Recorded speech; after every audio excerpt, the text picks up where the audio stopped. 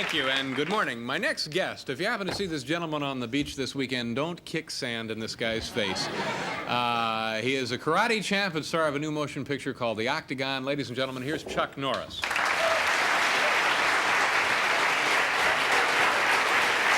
Hi, Chuck. How are you? Thank you for being here. Now, is it fair to describe you as the successor to Bruce Lee? Is that an accurate assessment of what you do? Well, it's a nice compliment. I don't think my films are in the same range as Bruce's. Bruce's films were primarily karate or kung fu movies. I think my movies have a little more substance to them. The story's a little more involved. I have tremendous actors supporting me and actresses. I've had, Dana Andrews, Jim Backus, Lloyd Haynes, James Franciscus, Jennifer O'Neill as my backup stars, and Lee Van Cleef in my current film. Lee Van Cleef is a great nasty guy, isn't he? He's great. He's a super person. He plays a good guy in my movie. Oh, really? Yeah, which is unusual, but yeah, he plays a mercenary, but on the good side. But he's just got one of those great, he's a great villain. He is, he really is. But or in this case, he's a great good guy, Chuck. Don't worry, I'm sure it'll make no difference. He'll be fine. No, he's great. When I would go to these Bruce Lee movies or other martial arts movies, they'd be a little silly. The guy would leave his house, "I'm going for gum, honey," and on his way down to the store, he's like besieged by thousands of guys, and they would be able to jump like 30 and 40 feet in the air. Now, no, well, my films don't do that. The type of films I want to do is, again, with a good story, with good acting, with good direction, and with martial arts scenes inserted when it's emotionally right, meaning that there's no other choice but for me to use the ability that I have. Because that's the difference between violence and action, is the philosophy of when you use it. And if a person tries to avoid a violent confrontation, but he's finally pushed into the corner where there's no way out, well, then we want to have the ability to cope with it. And that's basically the character I project on the screen, is the guy that tries to avoid it. Now, which came first for you, acting, or I'm guessing it's the other way around? It's definitely the other way around. No, I've been in karate for 22 years. I've been in acting now a little over 4 years, so I'm still very green as an actor. About 5 or 6 years ago, I became aware to me that I was the only one in the world who did not know karate.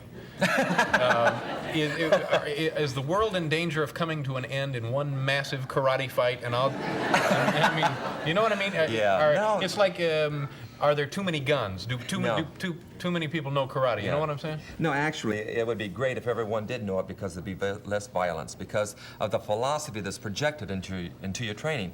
Everyone thinks of karate strictly as a physical application, but what it does is it strengthens you mentally, psychologically, and emotionally, because most violence is stemmed from insecurity, trying to prove something to yourself.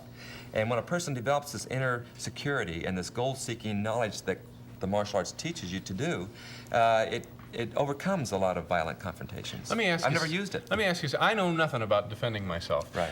And since I've been in New York, there have been times when I thought maybe I was going to have to. I'll give you a quick example. One night, I was trying to get my dog to throw up because he'd eaten too many pills. This is the truth. Honest to God.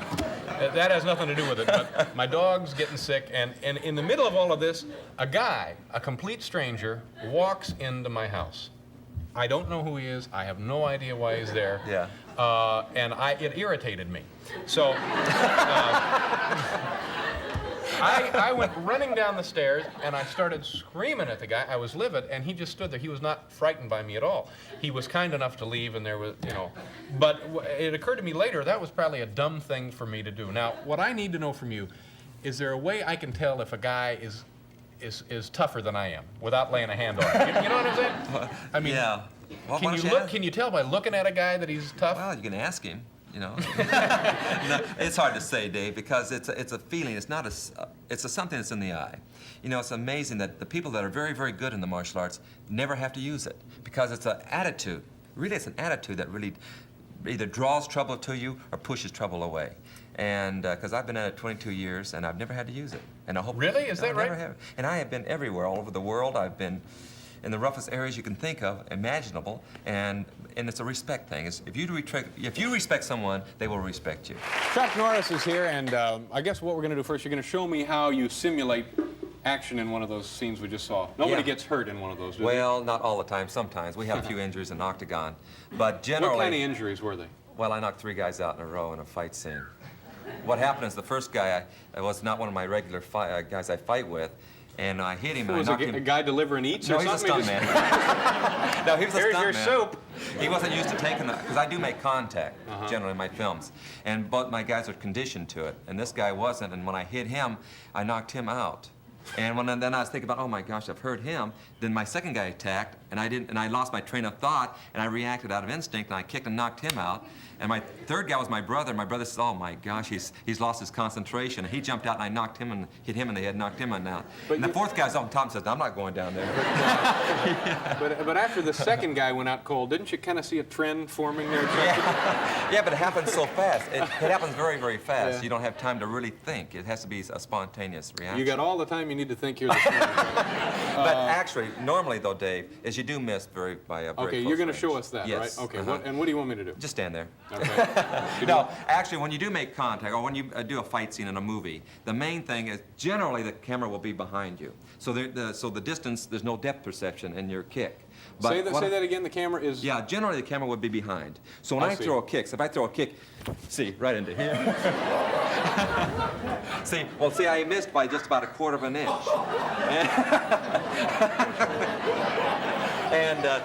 So when David reacted to that, if he would have reacted like he had gotten hit, see the camera, it would have been a hit on camera. It would have looked pretty good. It would look pretty now, good. when do they get the noise in there? How do they put that in? Oh, the key, well, generally we go into a dubbing room, but many times when I do it, I'll do that, I'll go, "Hey-ya!" right into here like this. Or a punch, same thing with a punch. See, right into here, like this here, You can, but anyway, if that's how he reacts, if I throw the punch that close, he snaps his head back, and it's a hit on film. Gee. Okay, now, we got that out of the way. Let's, if somebody needs to defend his or herself, Right. What can we do? Now, Well, let me show you. my problem with this is, even if I had thugs come in here now and Right. surprise you, could you handle them, honestly, do you think? Well, I'd hope I wouldn't have to, but the thing is, if I'm pushed into the corner, like you were telling me a story earlier about a guy was in the corner and they're yelling, I'm going to stab him in the stomach. Yeah, the party Well, at my house. Right. But a situation, if someone walks up to you and he has a gun, he says, Chuck, he says, give me your wallet. I said, sure. I give him my wallet. I said, I'll write you a check too if you want. But if he says, I'm going to shoot you, well then, you have nothing to lose, right? Then it's nice to have this ability to try to get out of a situation like that. But you don't use it unless it's absolutely necessary. But what I've always wondered, does it become second nature? Oh, sure, of course it Okay, does. show Oh, me. absolutely. Show me. Now, All could right. a woman do what we're going to do? Of course. Okay, show me what to do. About 30% of my enrollment are women. Okay. All right, let's get over here so they can see it. Let's say anytime someone walks up to you and you feel like there's going to be a violent confrontation, you never face them straight on because all this is a very vulnerable area. So you'd always turn it slightly at a slight angle. So turn about right there, a slight angle right this here. Now it's a less target for him to strike at. Always keep your hands relaxed at your side, so you're ready to react. When you say relax, could you relax if that happened? I'm serious. What would you do, Frank? Would you? Frank, yeah. That's the key. You gotta. Well, we practice that too. See, what we do, our philosophy is that if someone's going to attack us, we run until he gets tired, and then we turn around and we beat him up. See, that's the... No, but actually, let's get serious here. Now, in a real situation, though, Dave, if someone does come up to you and you think there's going to be a confrontation, then you would turn at a slight angle. Okay, turn. Right. Now your hands are ready to defend or ready to attack. Okay? He's ready. So now, if I throw a punch, most people when they throw a punch, they draw back and they telegraph it. So as they do, then as I throw the punch, Dave, the first thing would do is block. That's what karate is warding off an attack by blocking right into here. As soon as he blocked, rather than drawing back like most people do by way back here, it comes right from the hip. The power comes from the hip. And it brings right here, and then the punch goes right into the stomach. Now into the solar plexus. even that hurts. But as soon as you hit him in the stomach, right into here, naturally that may knock the wind out of him, but it may not be enough to drop him to the ground. So then you would grab both of his shoulders, that one and this one here. The right foot then would come behind my right leg, right into here. Now, what you're doing is breaking his balance. Now, what I want you to do, I want you to pull down as hard as you can with the left and push with the right. Hard. Oh! There you go. Right in.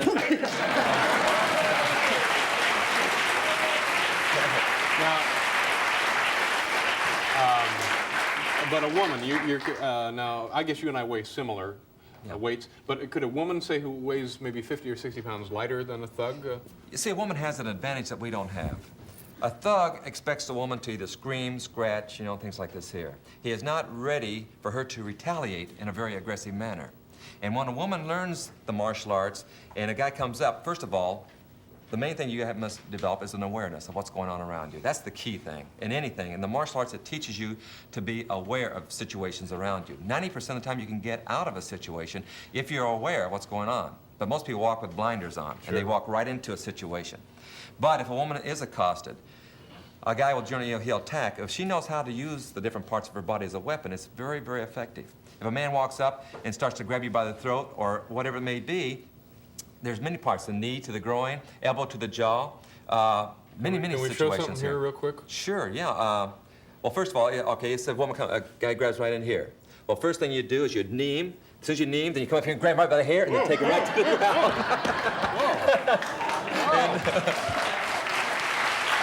Twice that's happened. Now that's twice that's happened.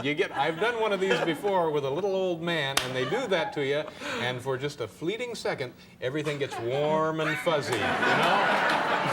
And you know you're seconds away from the twilight zone. Good heavens. But it does work, Dave. That's the great thing about it. It does work. Now, how long would a course would it take before it becomes second nature? If a woman wants to sign up or I wanted to sign up? It's hard to say because it depends on how much you put into it. It's like anything you get involved in. The more you apply yourself, the faster you're going to develop it. But it's not an overnight thing. It takes time and it takes dedication. But the end result is great. Okay, terrific. Good luck with your film. Thank you, Dave. Chuck Norris, ladies and gentlemen. We'll be back with Edwin Newman and an NBC News update.